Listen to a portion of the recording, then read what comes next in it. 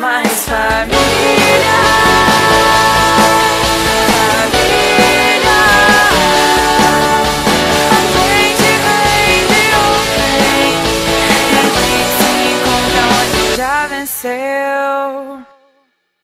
Meus queridos irmãos e irmãs, boa noite a todos. Boa noite. Guarde-nos Jesus na sua paz. Uma alegria enorme retornar à minha terra, à minha casa espírita de origem.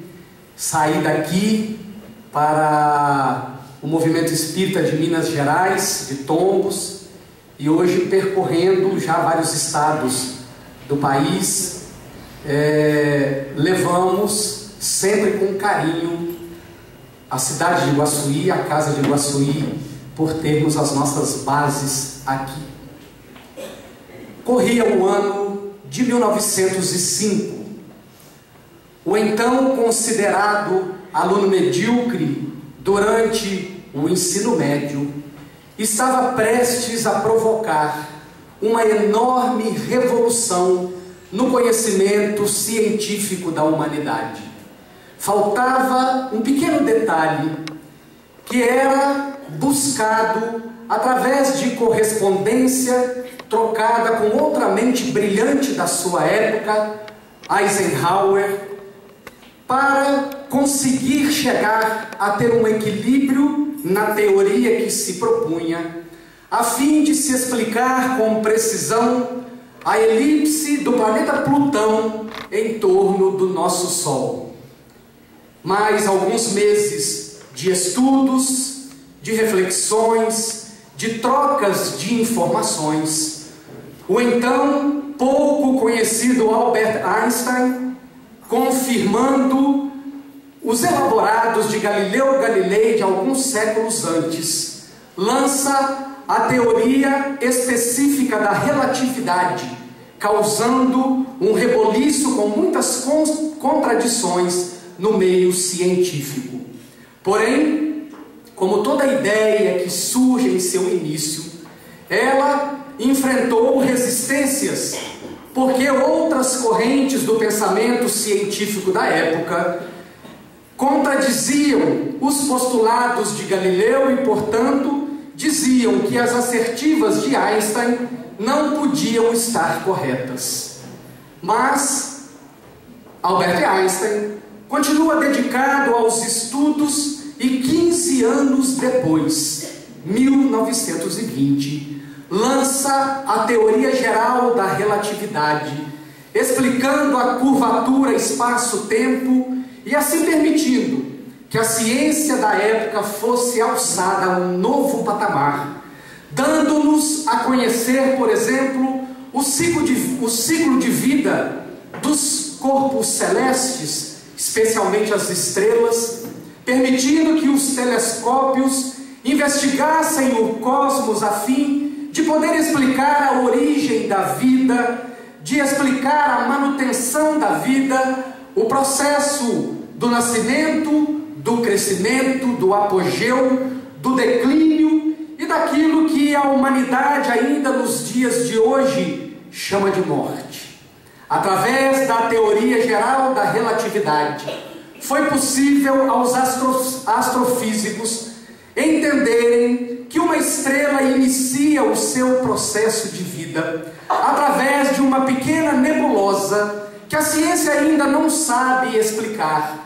Por que é que se aglomeram as partículas em torno deste centro?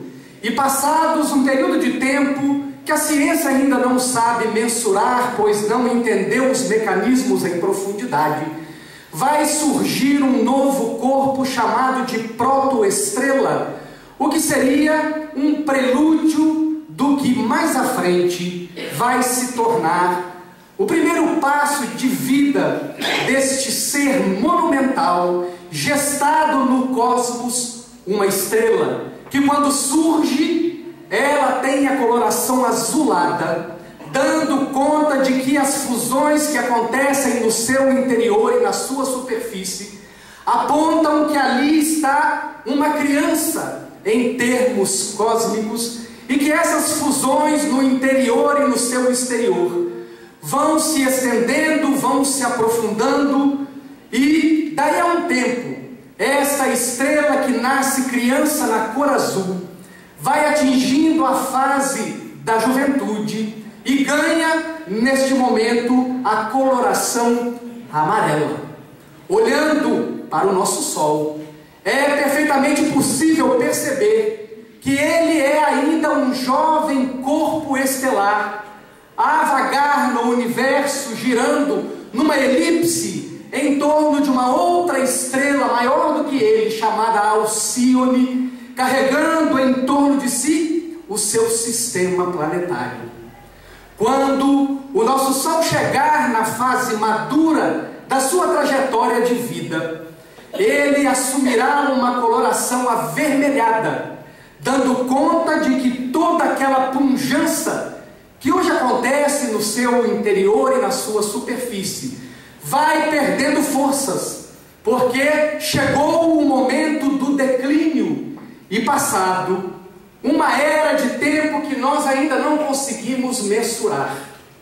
Essa coloração vermelha dará lugar a uma coloração branca, onde vai surgir a superanã, dando conta de que agora o nosso Sol se aproxima do momento do seu declínio, daquilo que para a humanidade nós ainda chamaríamos de morte, mas que, porém, em se tratando dos corpos celestes, nada mais será do que uma transformação, quando após o estágio da superanã branca há de virar os chamados buracos negros, que ainda não puderam ser confirmados pela ciência, e que inclusive um dos seus criadores que teorizou a existência dos buracos negros, Stephen Hawking, veio agora dizer que os buracos negros não existem no universo, criando uma nova polêmica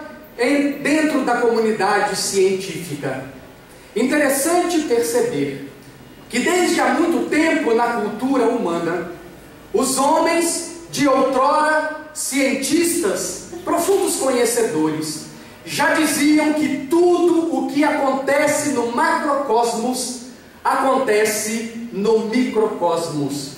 Motivo que levou o grande pesquisador Leonardo da Vinci a criar um símbolo que pudesse exatamente mostrar esta correlação entre o macrocosmos e o microcosmos, através da figura do homem vitruviano, o homem de cabeça para baixo, em perfeita harmonia de forma e equilíbrio com o homem de cabeça para cima, a dizer que todos os princípios e leis que regem o cosmos estão dentro de nós.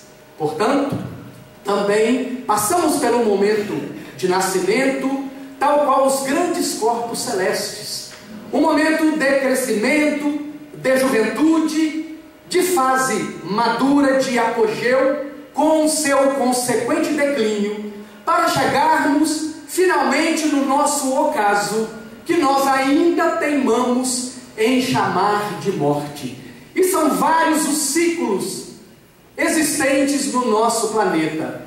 Por exemplo, uma determinada classe de insetos chamados efemerópteros, o próprio nome diz, efêmeros, tem este ciclo de nascimento, de maturidade, de apogeu, de declínio e de morte, realizado todo em um único dia. Daí o nome efêmero. Por outro lado, o indivíduo mais longevo no nosso planeta Terra é um pinheiro que nasce apenas na Suíça e faz esse ciclo de nascimento, de juventude, de maturidade, de apogeu, de declínio e de ocaso, dentro de um período de 10.000 anos, cada indivíduo. E finalmente, pousamos os nossos olhos em nós mesmos, seres humanos. Como é que se dá o processo do nosso nascimento? Como isto é programado? Porque apesar de falarmos de ciência, é necessário trazer o olhar da doutrina espírita para entender cada uma destas fases e termos a informação de como lidar com cada uma delas, a fim de que se cumpra em nós como se cumpre naturalmente em cada ser da criação o seu papel designado por Deus para cada um de nós. Ao contrário do que muitos pensam, a nossa reencarnação não se inicia no momento em que o esperma fecunda o óvulo, criando o zigoto, a primeira célula que vai dar origem ao corpo humano completo, que surgirá quando do final da gestação. Os Espíritos nos dão notícias de que a nossa reencarnação, via de regra, começa alguns meses antes, quando é necessário que frequentemos o futuro lar, a fim de entender a dinâmica de funcionamento deste lar, a hierarquia do lar, os sentimentos e emoções que são habituais dentro deste lar, para que quando nós surgirmos ali reencarnados, já estejamos razoavelmente adaptados e acondicionados dentro desta dinâmica. Portanto, muito antes da concepção acontecer, o futuro espírito reencarnante ali está, perdendo materiais adquiridos da sua vida no mundo espiritual, de forma que possa aproximar-se energeticamente dos seus futuros pais, a fim de que o processo reencarnacionista se cumpra sem maiores percalços. Quando vai chegando o momento da reencarnação acontecer, o indivíduo adulto, futuro reencarnante, passa por um processo de miniaturização, onde magneticamente, através dos passes e do incentivo ao seu próprio visualização mental, ele possa auxiliar os técnicos da reencarnação a reduzir a sua forma do tamanho adulto para a miniatura de uma criança. E é neste formato que ele é entregue à sua futura mãe, que ao acolhê-lo no seu próprio regaço, já demonstra que desde este momento, acontecido puramente no plano espiritual, ela já está grávida de 9 meses. Porque o tamanho da criança é o tamanho do futuro bebê que vai nascer, ao ser acondicionado no perispírito da mãe. Portanto, o perispírito materno já tem o tamanho de 9 meses de gestação, muito antes que isto se reflita no corpo físico. E quando um lar é um lar que se conduz nas linhas retas do bem, onde se cultiva a oração, o culto cristão no lar, onde Jesus é convidado todos os dias a comparecer através da conduta e das conversas dos seus integrantes. O momento da intimidade do casal é um momento guardado com extremo cuidado pelos guias e protetores familiares e pelos técnicos construtores responsáveis pelo futuro corpo que se formará dali por diante. Quando há o ato de intimidade, é o esperma ganhando a cavidade vaginal, atraído magneticamente pelo óvulo, estabelecem a corrida muito mais rápido do que o Usain Bolt poderia correr. É um momento glorioso, visto do lado da espiritualidade, e narrado em minúcias no livro Missionários da Luz, quando o Espírito André Luiz nos dá notícias do reencarne do Espírito Segismundo.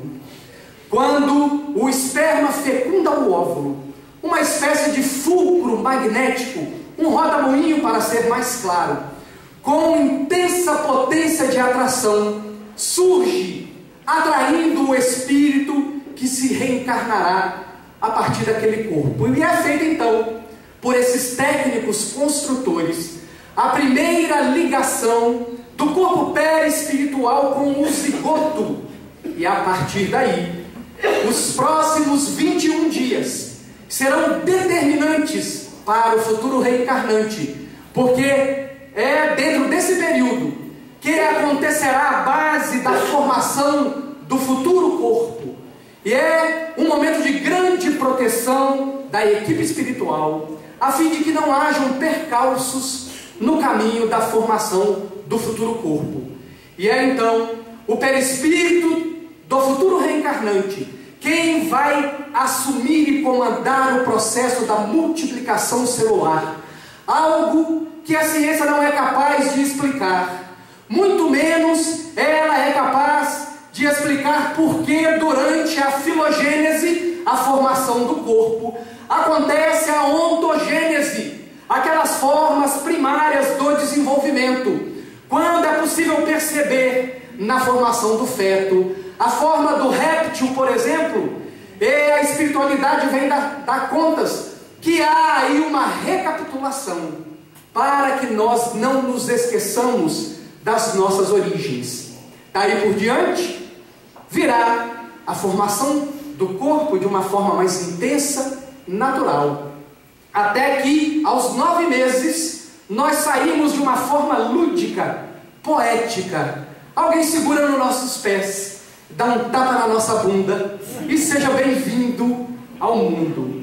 A partir deste momento, 4 processos são disparados na nossa trajetória evolutiva. O primeiro desses processos é o processo de natureza biológica. O corpo está formado, mas os órgãos ainda não estão plenamente desenvolvidos.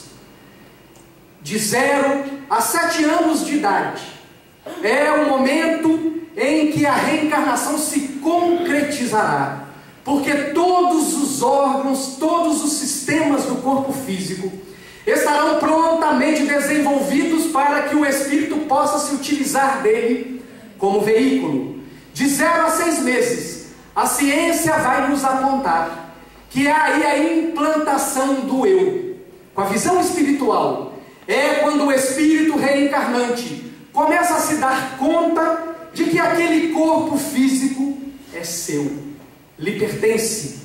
E quando muitas vezes ele olha para a própria mão e ri, ou pega o próprio pé e ri, é porque ele está se dando conta de que essa mão sou eu, este pé sou eu, este seio não sou eu, mas é como se ele fizesse parte de mim, porque eu não vivo sem o seio. Avançando um pouco mais nesse desenvolvimento psicossexual, vamos chegar no período em que, de 6 meses a mais ou menos 2 anos de idade, o ser reencarnante começa a dar conta que no seu universo não existe só ele e o seio, existe também o outro. E tem o outro de quem eu gosto, e quando ele me pega eu me sinto bem. E tem o outro que eu estranho, quando ele me pega eu choro, reclamo, não reconheço aquela imagem, aquela face. De 2 anos para frente, a criança começa a ter uma interatividade maior. E é deste período até os 4, 5 anos de idade, quando ainda não se formaram as células da memória de longa duração, porém o centro da fala já está formado e a criança começa a verbalizar. É que são relatados os casos de reencarnação, de vivências, de memórias de vidas passadas, aonde o Dr. Ian Stevenson fez pesquisas proeminentes no campo, identificando possibilidades reais de reencarnação nesse período, porque ainda não se deu plenamente o esquecimento do passado. Só de 4 para 5 anos de idade, quando essas células de longa duração da memória se formam, advém, em definitivo, o esquecimento do passado. E o espírito está pronto para singrar as águas da atual reencarnação. Chegou-se ao final da chamada primeira infância, o primeiro ciclo biológico, que vai de 0 a 7 anos de idade. Todas as células renovadas, todos os sistemas pronto, funcionando segundo a necessidade evolutiva do espírito que ocupa aquele corpo. E neste momento, ele está pronto para iniciar o segundo ciclo biológico, quando começa a manifestar-se pouco a pouco o psicológico, o psiquismo da última reencarnação.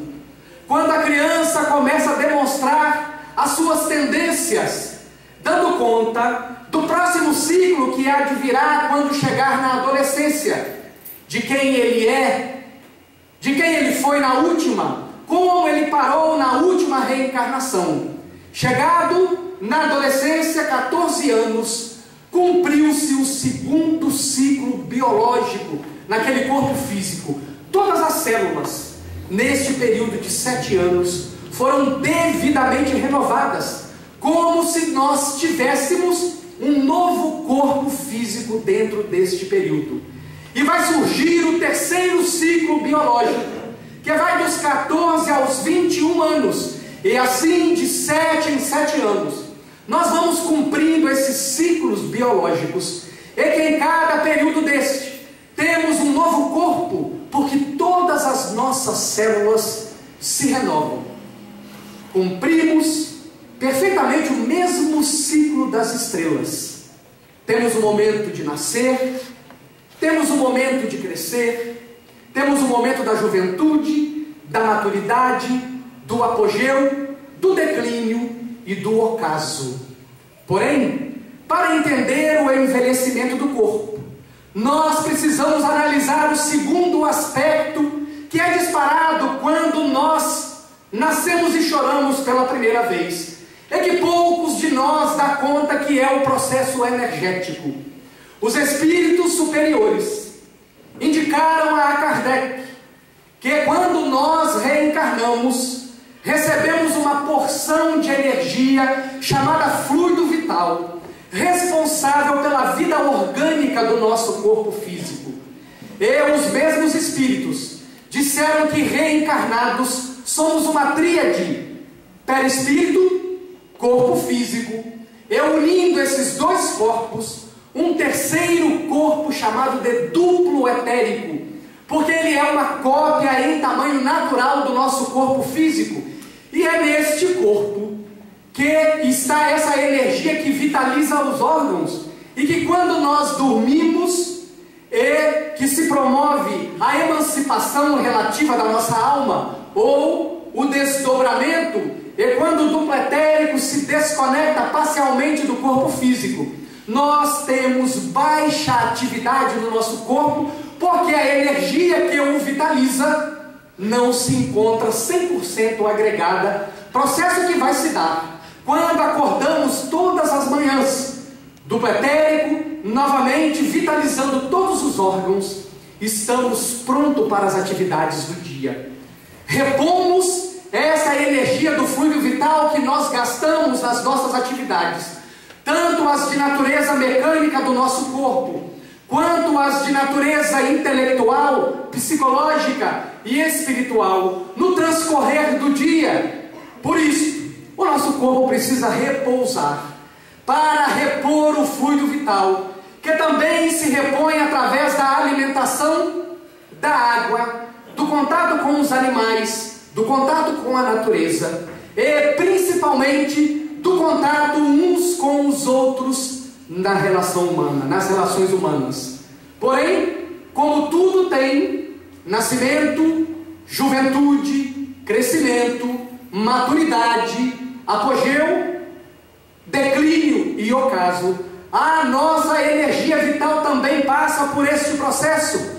É por isso que dos 50, 40 anos em diante, esta energia não se repondo mais com a mesma intensidade, com a mesma forma de antes. O nosso corpo começa a se preparar para a morte que há de virar para cada um de nós daí a um tempo futuro. Ele não é mais capaz de manter, por exemplo, a água no mesmo volume de antes do nosso organismo. É por isso nós passamos a cultivar, num primeiro estágio, pintainhos no nosso rosto.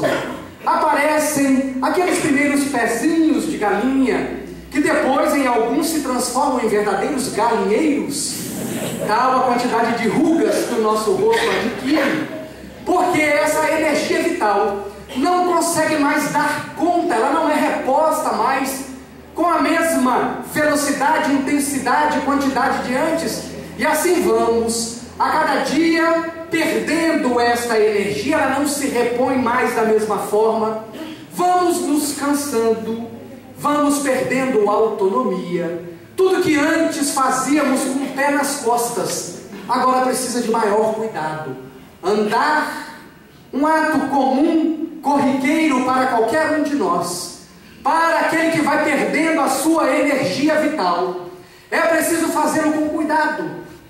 Não se levanta mais a perna com a mesma velocidade e intensidade, não se carrega mais o mesmo peso porque falta força vital.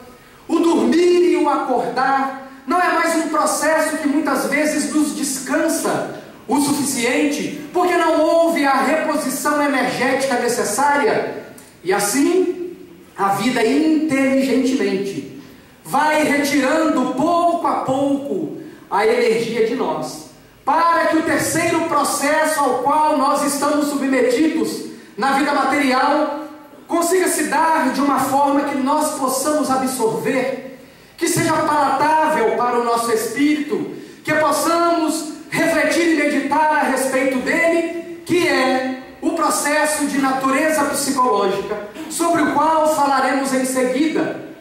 Por fim, quando, por qualquer motivo, não é mais possível manter o fluido vital nos nossos órgãos importantes, o corpo morre e expulsa o espírito, e não ao contrário.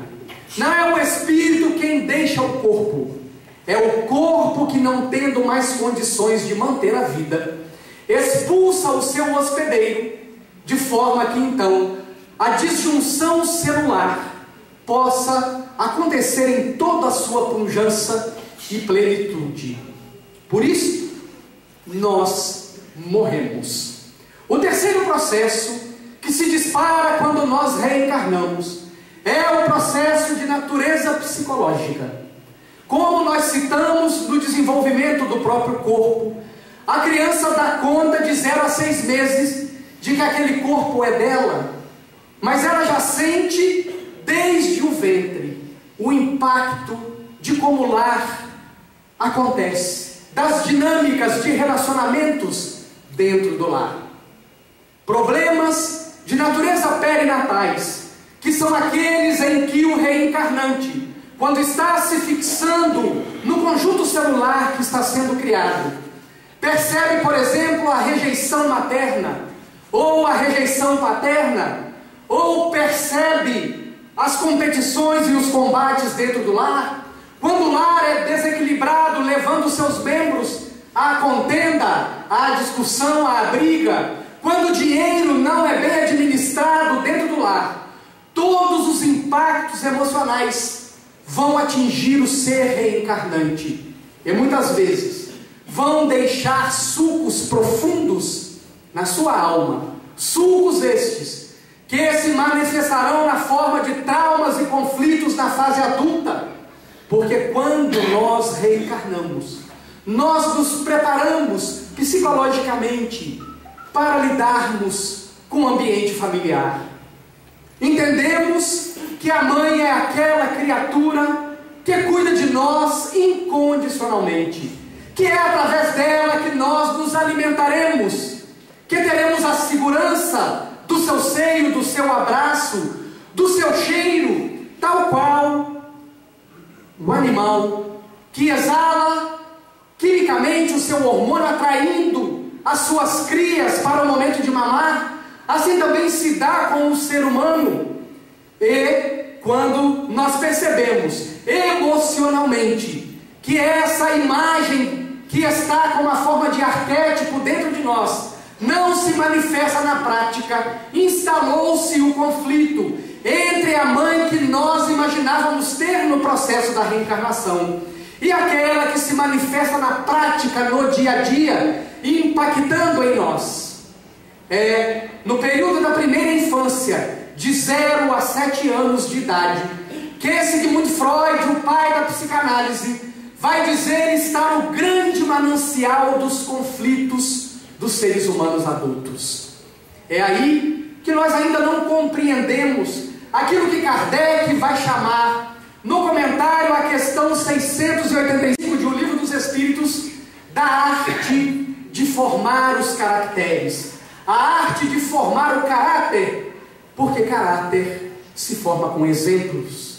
Muito mais do que o que nós falamos, é o que nós fazemos que educa os nossos filhos.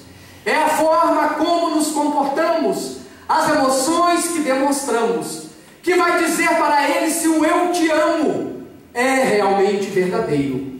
É a forma como nos comportamos, é os sentimentos que nós irradiamos de nós, que vai dizer para a criança nessa faixa etária, que o espírita que nós dizemos ser, de fato somos, porque é dentro do lar, na intimidade daqueles que conhecem as nossas faltas, onde não é possível o exercício das personas ou das máscaras que nós utilizamos nas relações humanas, é ali que nós vamos dizer de fato quem nós somos, a que viemos.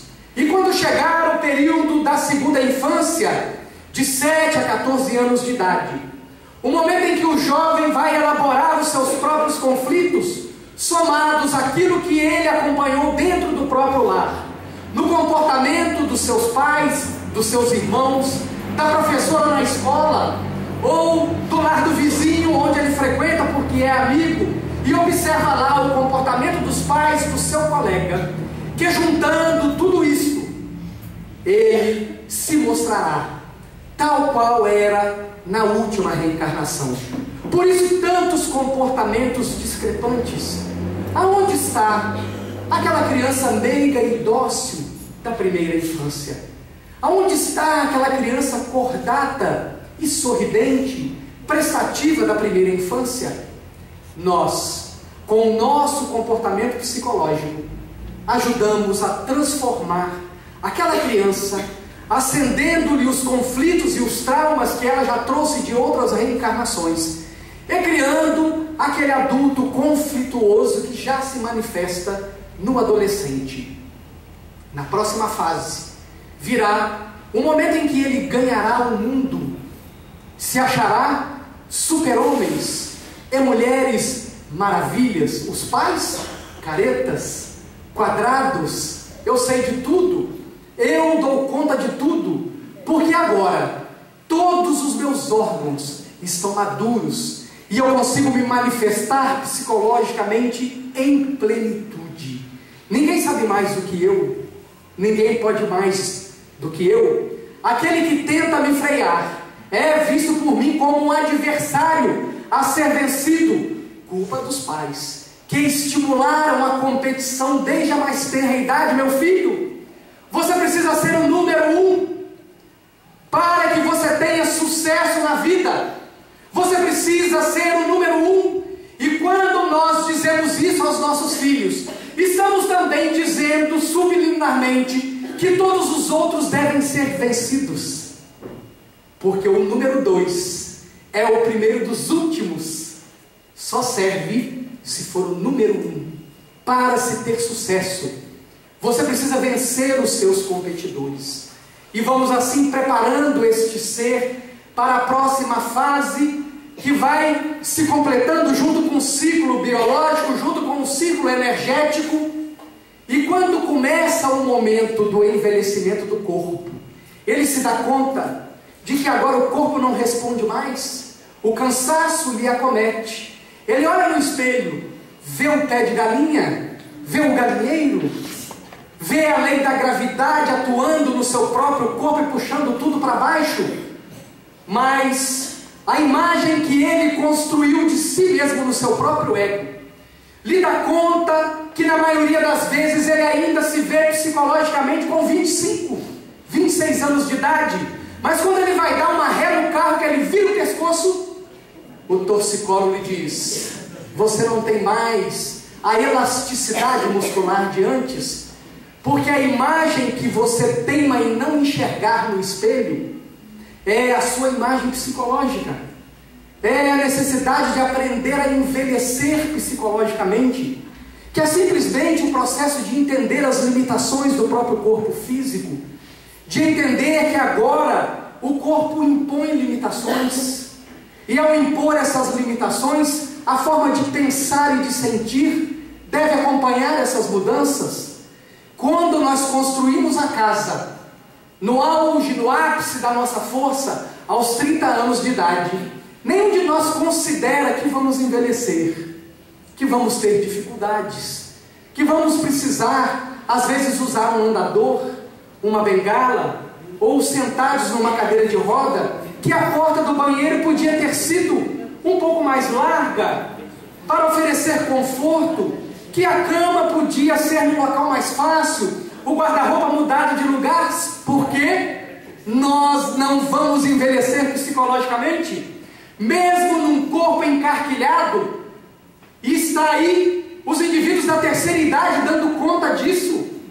As meninas vestindo-se como tchutchucas para irem para os forrós da terceira idade, saias curtinhas, maquiagem do tempo em que elas tinham 14, 15 anos de idade, e os rapazes, ora, muito bem vestidos, porque ali há a conquista da liberdade da terceira idade que a viuvez muitas vezes oferece, ou o próprio divórcio e a separação, e vão evitando o momento do amadurecimento psicológico necessário para a fase que há de virar, a fase em que o corpo não responderá mais, e por mais que nós insistamos em nos sentir jovens, o próprio movimentar-se nos dirá que nós não temos mais a idade psicológica que imaginamos.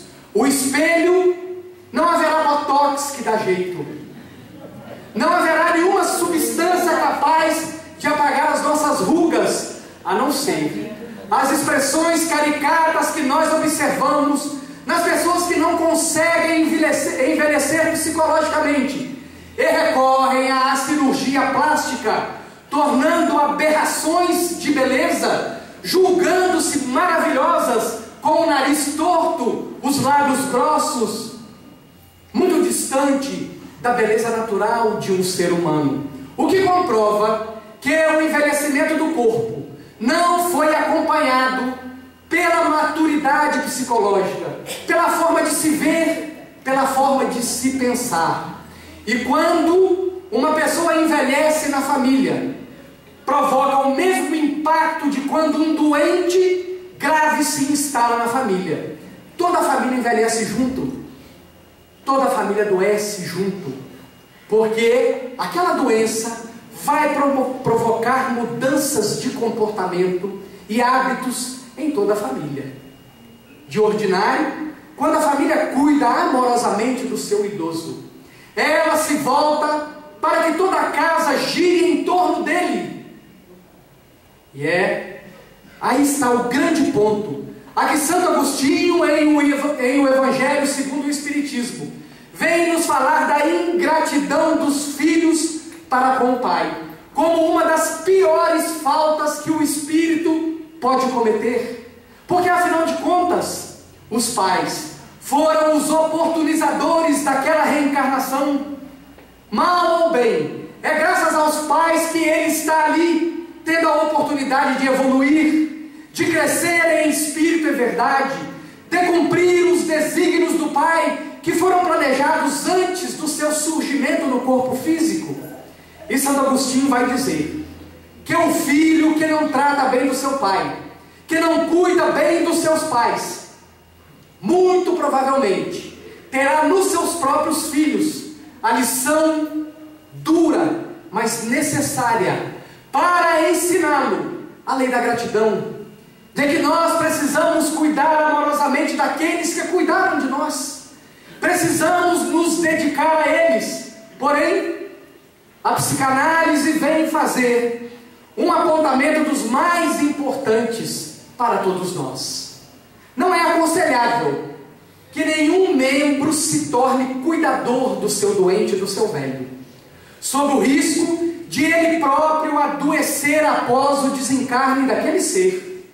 Porque muitas vezes, ao cuidar do doente, ao cuidar do velho, sentimentos como a raiva, como o ódio, surgem no processo da relação humana com este ser que naquele momento, porque não amadureceu psicologicamente, traz dificuldades para as relações. E é este o caso mais famoso de Sigmund Freud, Ana O, a paciente que ele atende porque cuidara do pai por 12 anos ininterruptos, e durante o processo de cuidadora, desejou que o pai morresse, porque aquele estado de doença adoeceu-a também, roubou-lhe a vida social. Ela teve que apenas orbitar em torno dele, e em vários momentos ela desejou que ele morresse, não para que ele se libertasse, mas para que ela se libertasse do processo,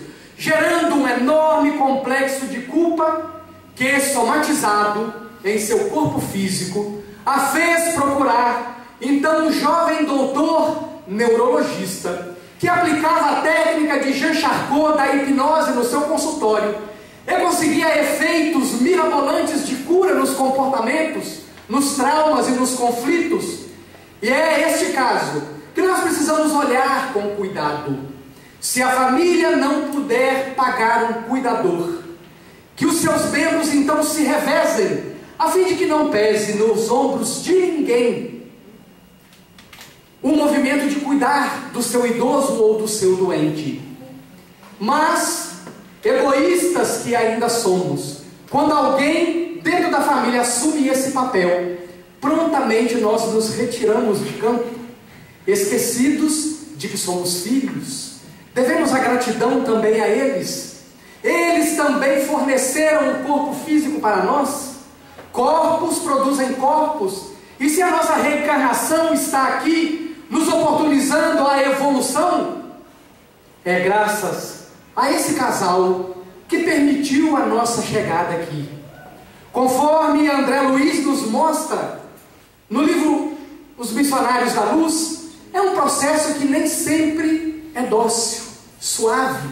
Há ali conflitos. O livro dá conta de que numa reencarnação passada, Raquel e Adelino, enamorados, foram perturbados por Segismundo, que, desenvolvendo uma paixão doentia por Raquel, mata Adelino para tentar ficar com ela. Não consegue. Raquel cai na prostituição.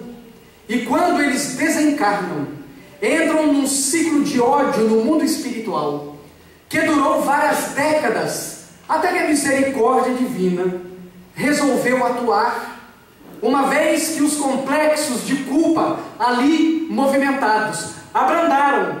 Então chegou o momento do socorro. Planejou-se que Raquel e Adelino viriam primeiro como marido e mulher, e Segismundo viria tempos depois. Eles teriam antes um filhinho, que seria irmão e companheiro de Adelino na trajetória. Mas quando naquele processo citado por nós, em que a reencarnação começa alguns meses antes da concepção, Adelino, Segismundo começa a frequentar o seu futuro lar. A sua presença, com os seus complexos afetivos, numa linguagem junguiana, começa a interagir com os complexos afetivos de Adelino, a quem ele matara anteriormente. E Adelino começa a ter terríveis pesadelos. Nesses pesadelos, um homem chegava por trás, uma sombra, uma espécie de demônio, e lhe roubava a paz, lhe roubava a tranquilidade, assassinando-o. E ele acordava no meio da noite em intensa sudorese, tomado de pavor, porque todas as noites a cena se repetia. Ele já começava a ficar com medo de dormir, quando é pedida a intervenção de Alexandre, um espírito de alta hierarquia, a fim de resolver aquela contenda. Assim também conosco, meus irmãos e irmãs, nós também conflituosos com os membros das nossas famílias, também inimigos de ontem, hoje, debaixo do mesmo teto, andando sobre a luz da doutrina espírita, para que o quarto processo, este, o mais importante de todos, possa se dar para a nossa libertação, o processo de natureza espiritual. Em cada um dos outros três processos, o biológico, o energético e o psicológico, vão ter a sua repercussão última no processo espiritual. não somos seres materiais numa experiência espiritual. Somos seres espirituais numa experiência material. Portanto, ao tomarmos conhecimento desses mecanismos, como espíritos eternos que somos, precisamos auxiliá-los para que, quando chegar o momento do nosso ocaso, nós tenhamos alcançado a autoiluminação, tenhamos nos libertado espiritualmente, tenhamos aproveitado todas as oportunidades em cada um dos laboratórios aonde a vida nos situou, para que cheguemos em luz do outro lado da vida, que não nos confundamos com os processos exteriores que o movimento espírita e a prática dentro do lar fomentam para nós, quando os títulos que nós adquirimos muitas vezes nos iludem, achando que por conta deles nós ganhamos a condição de habitar os páramos da luz do outro lado da vida. Médiuns, oradores, presidentes de casas espíritas, evangelizadores, campanha do quilo, outros tantos títulos que nós adquirimos, sem que nós façamos os processos de natureza psicológica, estes sim, aqueles que vão mudar a nossa forma de pensar, vão mudar a nossa forma de sentir, vão promover a mudança de como nós enxergamos o mundo, como nós sentimos a vida, entendendo cada uma destas fases, às quais todos nós estamos submetidos, e utilizar cada uma delas em favor do nosso crescimento espiritual.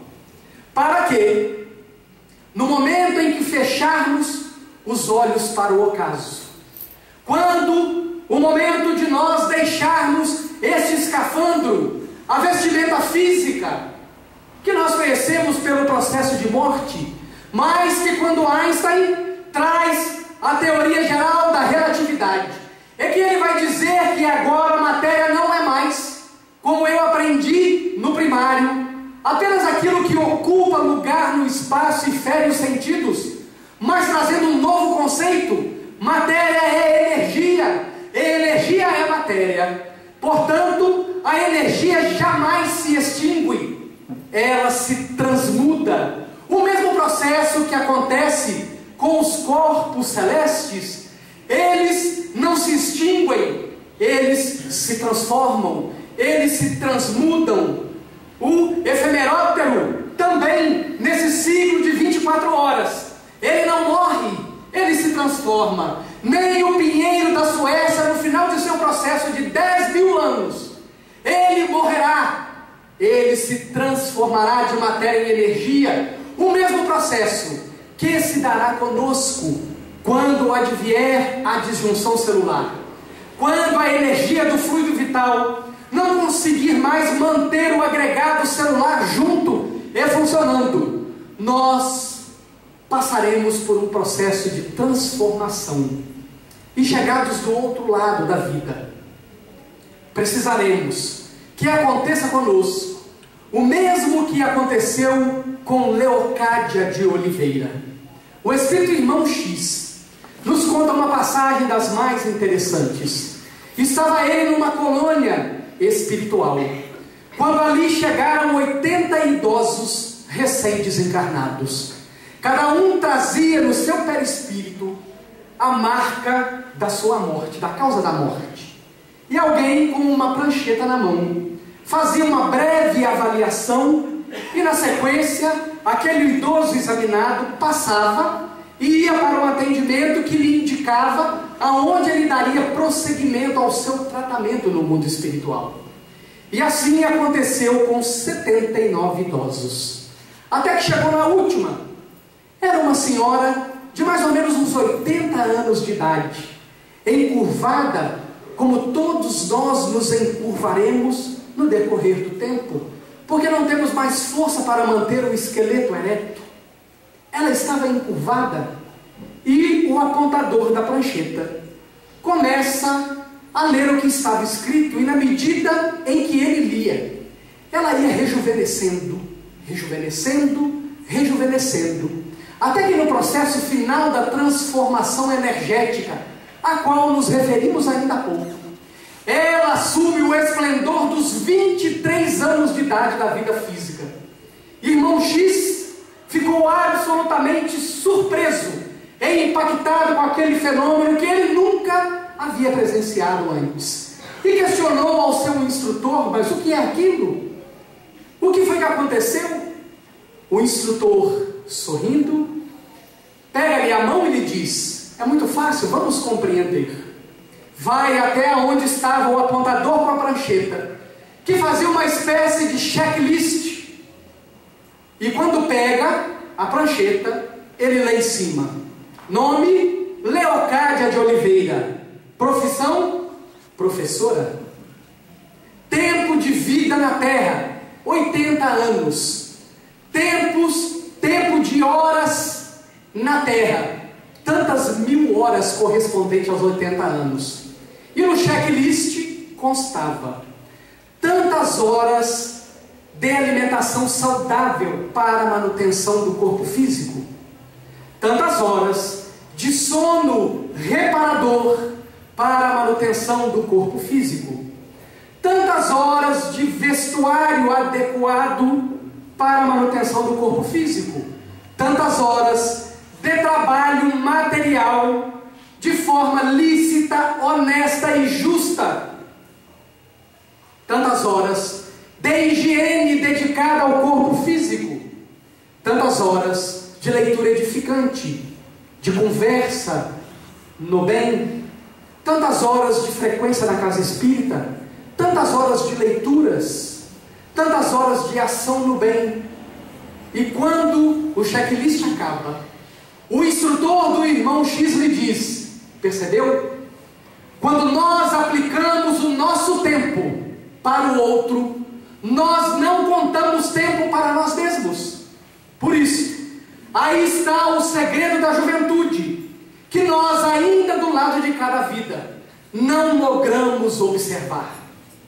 É por isso que nós vamos entender o seu Djalma Grimaldi aqui de Carangola, que aos 87 anos de idade, completamente lúcido, trabalhador de Jesus, orador espírita, dialogador da reunião mediúnica, atuante na maçonaria da sua cidade, entrega o seu tempo em benefício do semelhante, não conta tempo para si próprio.